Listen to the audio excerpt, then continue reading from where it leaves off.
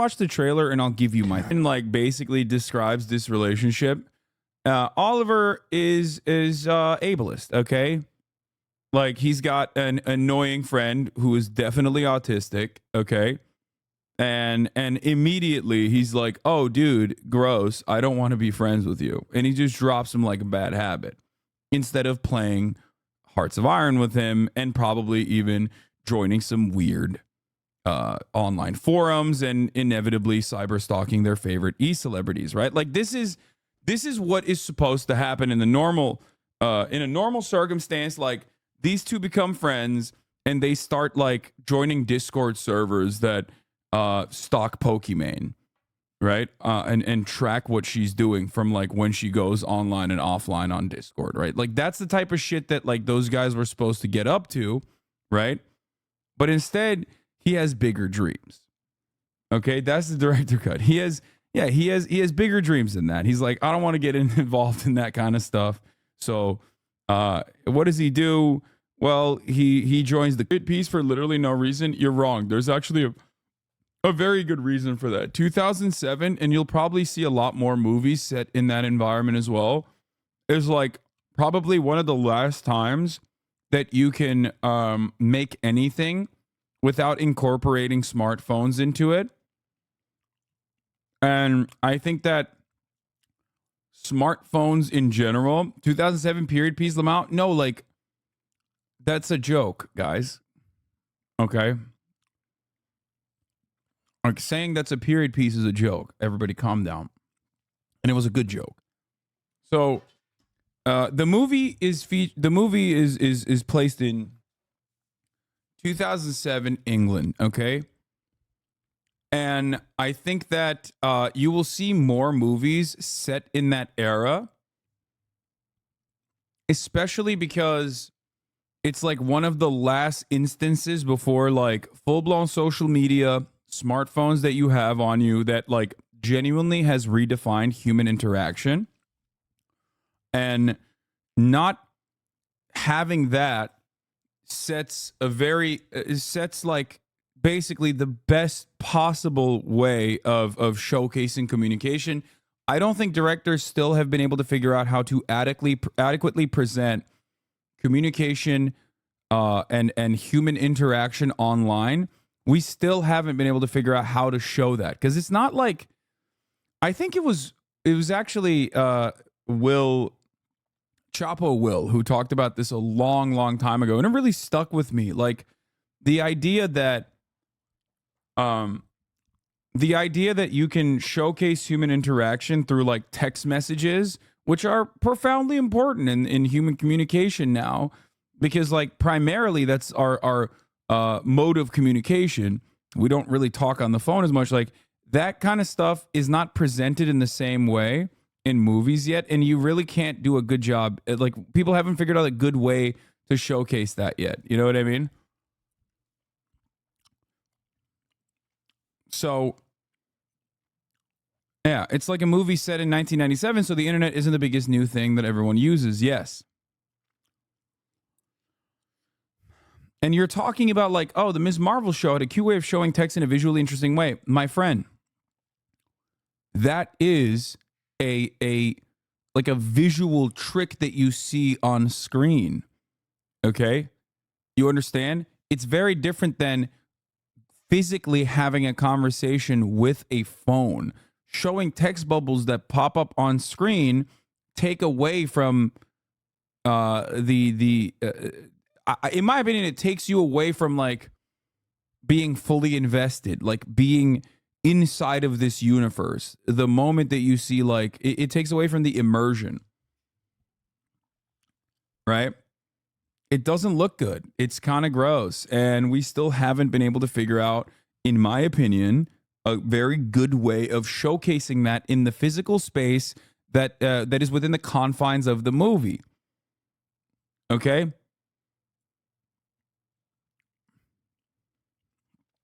Like having a cutaway of text bubbles directly breaks the fourth wall, which I think is something that a lot of talented directors think about and don't want to feature in their product. I suspect that is part of the reason why there is definitely less. There's like anyone that wants to make like a nice artistic movie is just not. This is a great opportunity to not do that. It's like vaping versus smoking. Yes, that's another good example. Or like seeing Twitch streamers on a movie. It just like takes me away. This was still the best. Where you at? Holla when you get this on Excel. That's what I'm talking about. That's what I mean. Overall, this is a very straight, like talented Mr. Ripley or even like prestige style movie. Okay. And there are a million examples of this movie that is significantly better. Okay. This is just the gay version of that, which doesn't even do enough gay shit in it, in my opinion. It's like big reveal, that you, of course, completely expected. And I think the ending, and I don't know what's going on with movies. Like, I felt the exact same way about the Barack Obama advised movie that I watched from the Mr. Robot guy.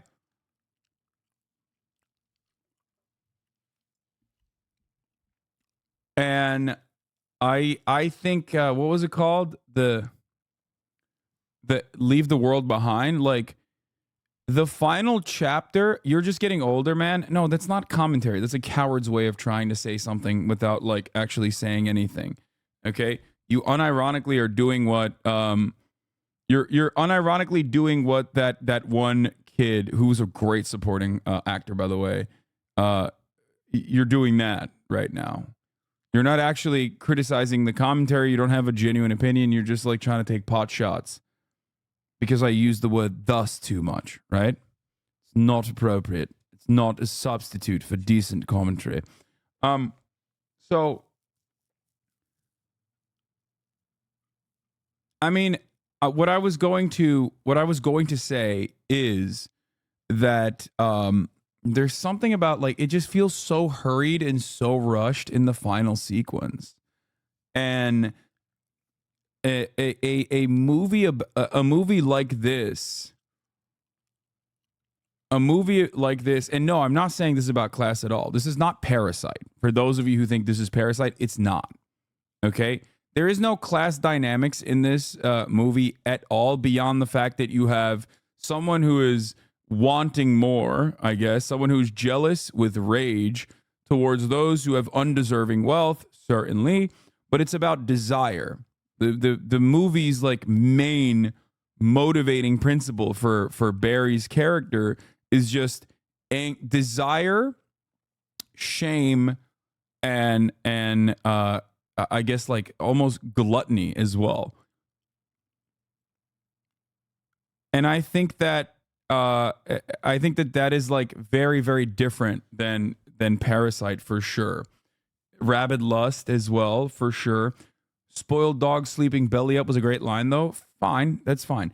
Anyway, but what I wanted to say is like structurally speaking, I find it rather odd that like the last couple of movies that I watched have just like slammed so much into the last chapter of the movie. And it doesn't make any sense. Like the rest of the movie has plenty of opportunities to like add on to the intensity. I feel as though this movie in and of itself could have been so tense from start to finish, and it just kind of did not do that at all. It didn't do that at all, and then just like showcased all of that like in the big reveal at the end, and it just like felt hurried. It felt rushed.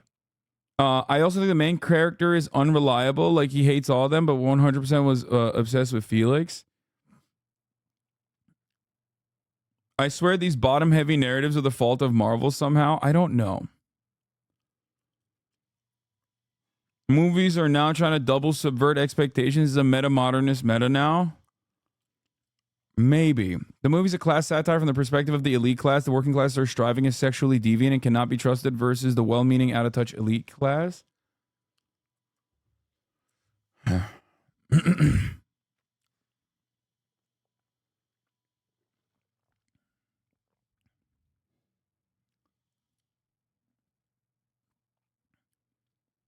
These shows want to be 8-episode Netflix shows, but only got approved for a movie. Maybe. Anyway, I think one thing that Will said that stuck with me that I completely agree with is that it has a lot of shock factor, right? It really wants you to be shocked. And at a certain point you become aware of that and you're just like, what's happening here? Like, I get it. Okay. It's the sucking the cum out of the bathtub that has like been memed into oblivion. The period sex scene, I'm a vampire. Like, that's not as shocking, I guess, but still like supposed to be shocking. And then of course like the sequence where Barry fucks the grave. That is another moment. And even the final sequence where he's dancing naked in the house after he's completely taken it over. All of those moments are just created specifically to be shocking. And I feel as though I don't know. I feel like it's not that shocking. Like, I mean, what's that movie that everybody talks about all the time? Was it Salo or something? Like, there's a lot of gross movies out there, right? That have more of a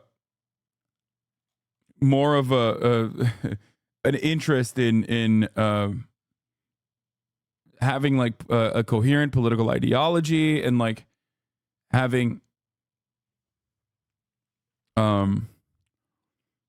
like Old Boy's another great. I mean, Old Boy's great.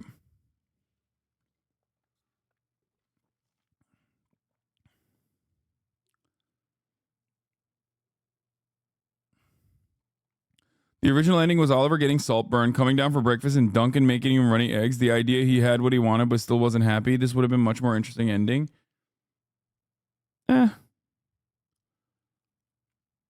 Written, directed by a literal communist dude. What, Saltburn? Or are you talking about Old Boy? Old Boy's incredible.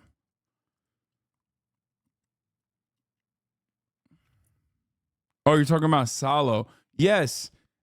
My point is that like as far as I understand, like there are plenty of artistic cinema that you can watch that has this like clear and coherent, sometimes anti-fascist slant like Salo, which I should watch. For a regular person not brain broken by the internet, this movie's pretty shocking. Yeah, I mean it's fine. It's fine. It wasn't like a bad experience at all. I think this movie itself was not a tough watch at all. I'm not saying that at all. It was like it was beautifully shot. The scenes are awesome. Like, it's cool. There's like some artistic touches in it, like the moment where they're wheeling out Jacob Elordi's character with the gurney and it's supposed to be like intense. It's a good 7 out of 10 movie. Okay, definitely think that it's a good 7 out of 10 movie. You can watch it. If all you watch is MCU stuff, Saltburn was shocking, but someone who actually watches film is extremely tame. I don't like saying that. I also am not a fan of just being like, I am a film guy. I'm not. I'm a normal dude. Okay? I've never been a critic of cinema. I'm not a film guy. Okay? I'm just a normal guy that watches movies. I like movies. Okay? I'm a normal dude who likes movies. And I like watching movies.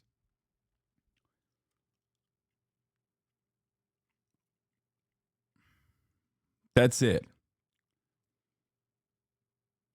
I don't want people to make the mistake of thinking that I'm some snobbish like film man. Okay? I'm not a film man at all.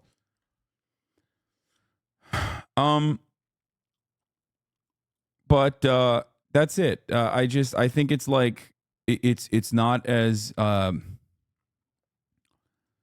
it's not as shocking as it wants to be, and I don't think that there's like a very clear, coherent politique to it.